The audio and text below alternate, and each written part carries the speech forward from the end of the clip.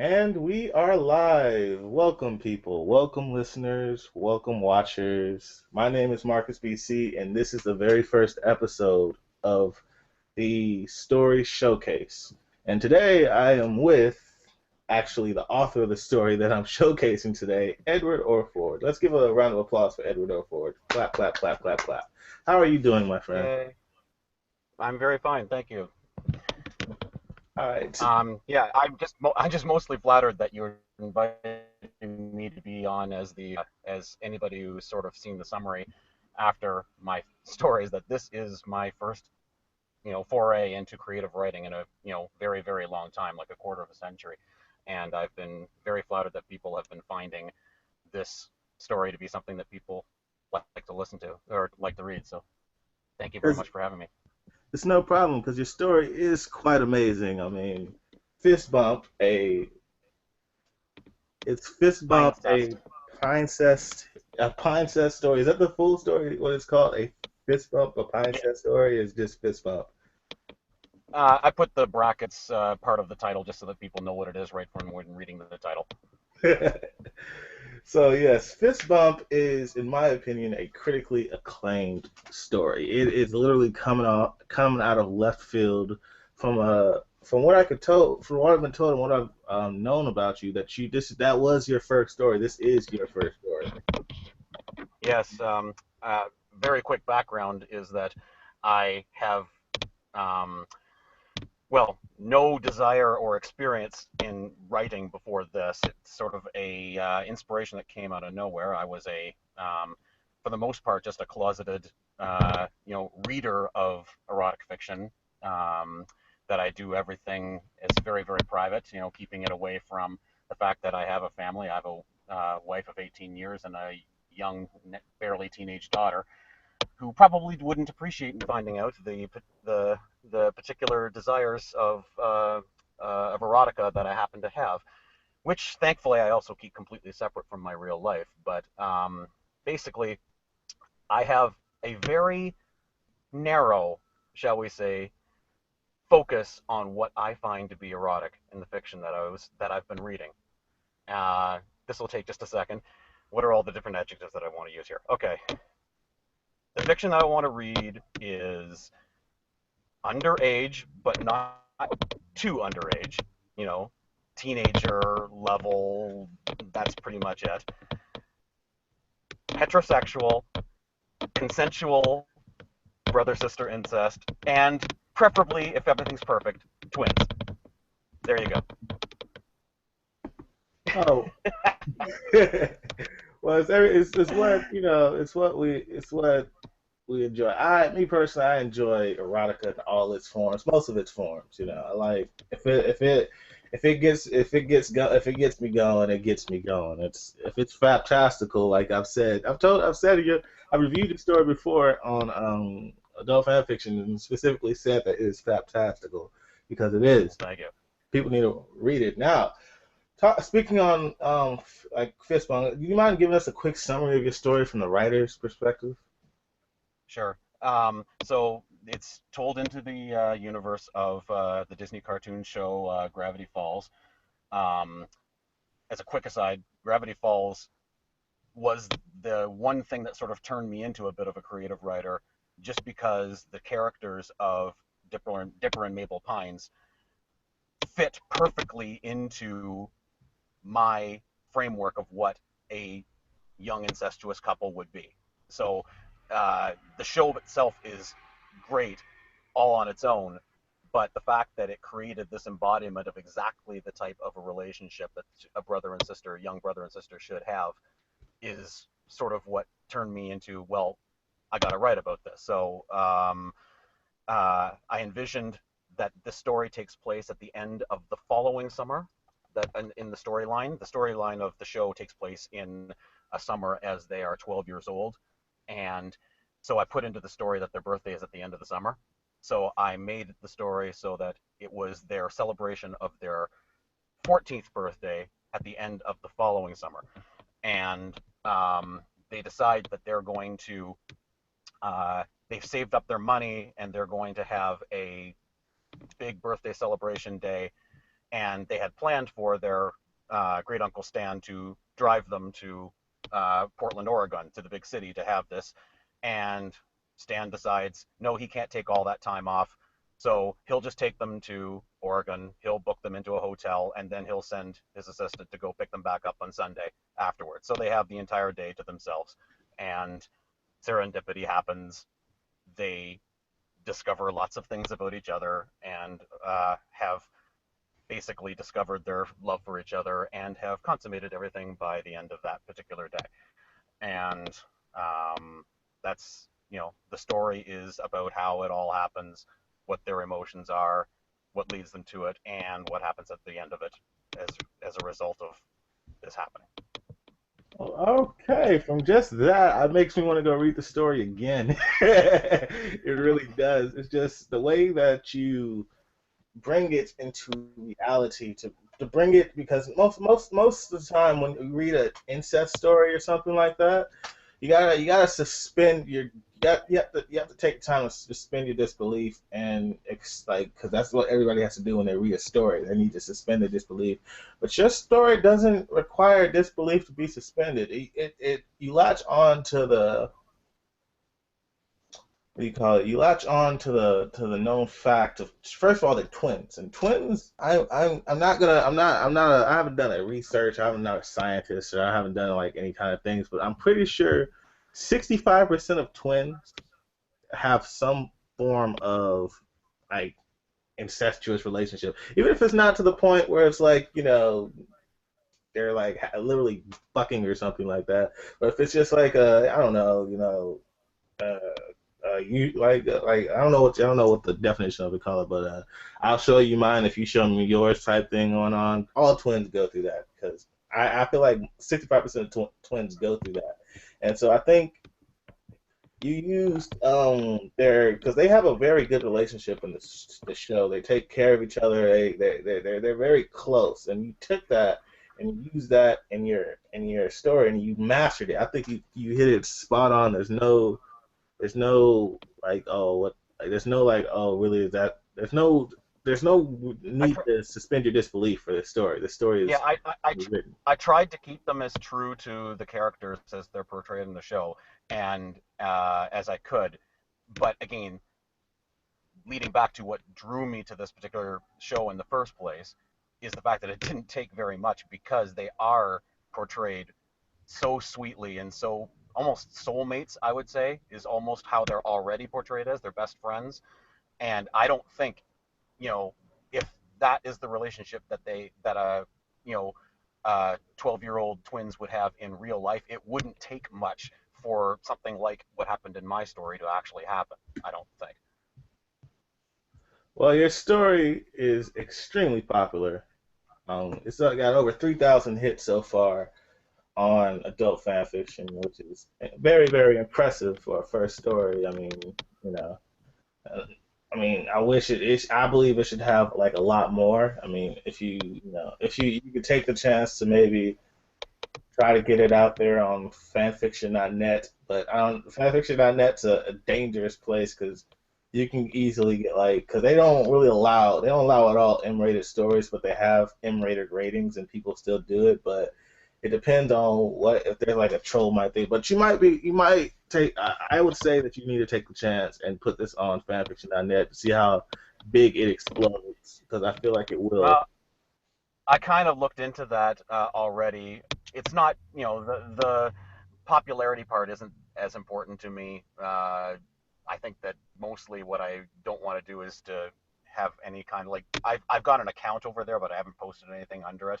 But it's under the same name, and I don't know having would you get your account banned if the story got banned too? I don't know what happened, but it's not that important to me. I do have it posted. I do have it on Tumblr as well. So if you look for the tags on Tumblr, you'd probably find my story there too. Excellent. For personal experience, I can say that they don't delete your profile. Like I got my profile that we had in 2011 got deleted, not because of the stories, but because of a whole different other situation. And it was nuts because I had stories on this profile that I have right now deleted, but I haven't got my profile banned. But I get what you mean. Um, can I ask you, like, were you like completely surprised with the reception of your story and the reviews that you've gotten so far for it? Yeah, from within just hours of posting it, I posted it on March the 21st, and that was after, as I said, I sort of decided to write it. I came up with the idea on about the end of February to the beginning of March for the story, and it rattled around in my head for about a week. And I started typing on the 7th of March, and 2 weeks later, I finished it and sort of decided on a whim, hey, I think this is actually decent enough that somebody might like it. So I Googled, found AFF.org, adult fan fiction, and created the account and posted it all within an hour. I had never been to the site before I posted it. Fan fiction, as I just finished telling you, it's completely new to me. All the fiction, all the erotic fiction that I ever read before this was, for instance, like ASSTR, places like that, where the concept of getting yourself uh, into fan fiction, I never bothered trying because I figured I had to be like completely invested in the universe of that show or that comic or whatever before I could feel like I could enjoy the fiction that was around it. And I didn't really invest myself into any show that I got, aroused by until I found Gravity Falls. So fan fiction just wasn't a thing for me. And I wrote the story completely, from whole cloth. Like it wasn't inspired by any other fan fictions that you'll read anywhere else. It was just the TV show, nothing else. So, um, but it was, I don't know. Like I said, I think given what I've read since, though, I'm probably gonna refrain from doing fanfiction.net just because that's their policy. They don't want overly racy and even if I rewrote the sexy parts, the just the topic matter of 14-year-old incest probably would be by itself going to get it banned. So it's not worth it. Yeah, I understand. Well, what people didn't know, and I'm pretty sure a lot of people do know, that there's actually a sequel out for it right now. If you don't mind, if you could talk about that sequel briefly. Yeah, well, following the initial reviews that came in very, very quickly that were positive, people started asking for a sequel, and I wrote it not intending for there to be a sequel. It was a standalone story. But when people started asking for it, and that sort of, got my ego going a little bit, I said, well, maybe I can. So, um, Fist Bump 2 um, takes place immediately following the events of Fist Bump as they head home back to California after their summer vacation. And whereas the first story was very romantic aimed, and along with the smut, the second one comes a far more angstier point of view, and I decided I wanted to explore uh, a different feel to it, and um, the the end result, however, has been that I'm stuck about halfway through at the moment. I've posted 6 chapters, and I've been stuck unhappy with chapter 7 for a little while. I know exactly what has to happen, but the angst gets pretty horrific, and I'm trying to make it bearable. And I've been rewriting it a few times, where I'm going to be able to release it. But it will get finished. Chapters 1 through 6 are already posted. Still at fanfiction, adultfanfiction.org, and uh, I've got it on Tumblr as well. And I've been pleasantly surprised with the number of followers and likes that I've been getting there as well. Well, I'm not gonna go into too much detail about that story because that's gonna be another episode showcase in the future. But however, from what I can say, I want to honestly and positively rate your story. Some positives. I don't think there's a lot of cons with your story, the fist bump, but I gotta look at the positive. The positive is one, it's a good read. I mean, originally, from what I remember, that it was immediately like originally just one long, super long chapter that you broke down into Yes. 10?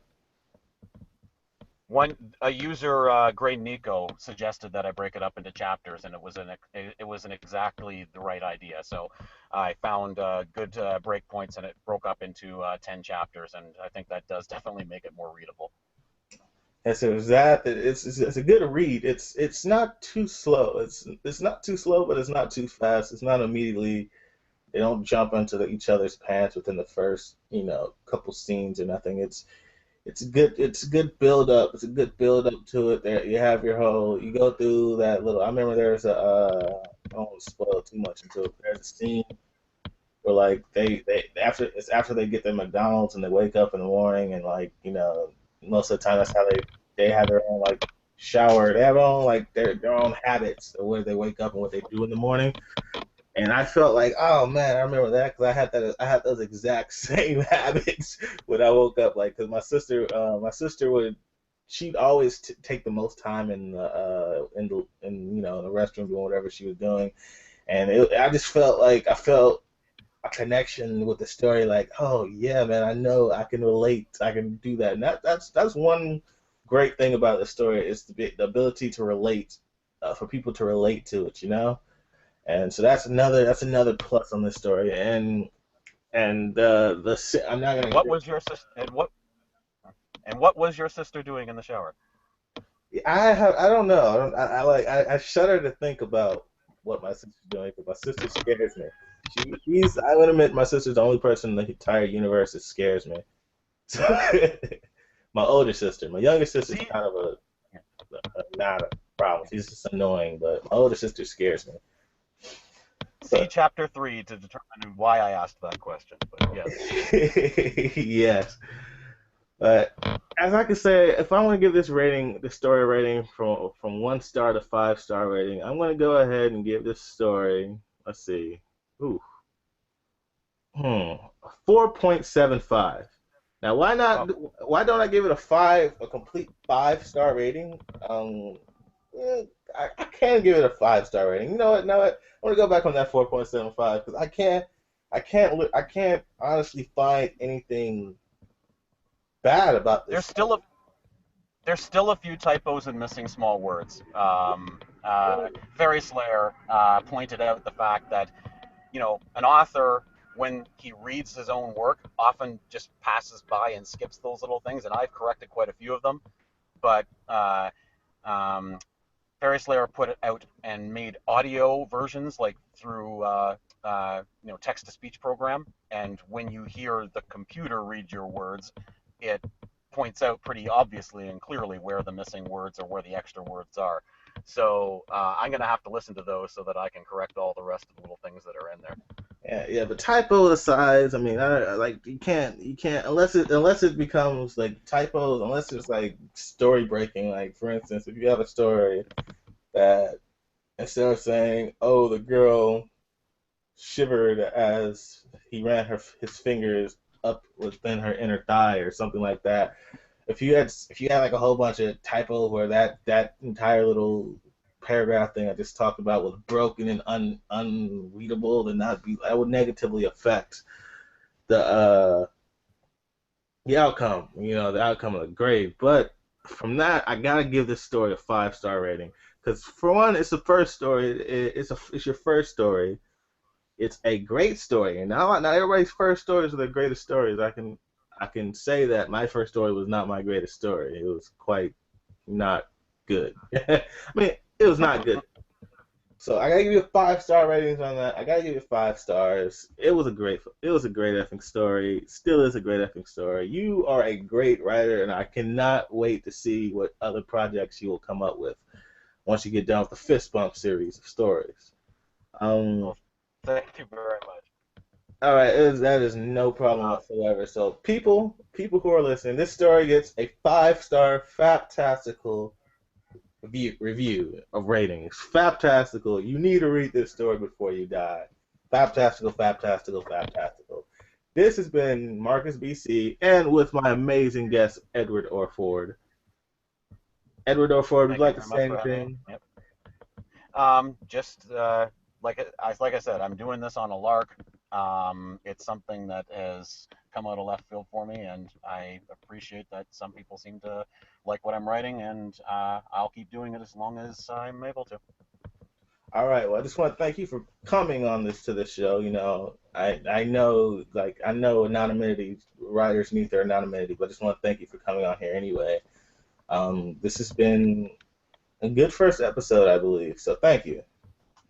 Appreciate it, and I'll keep listening.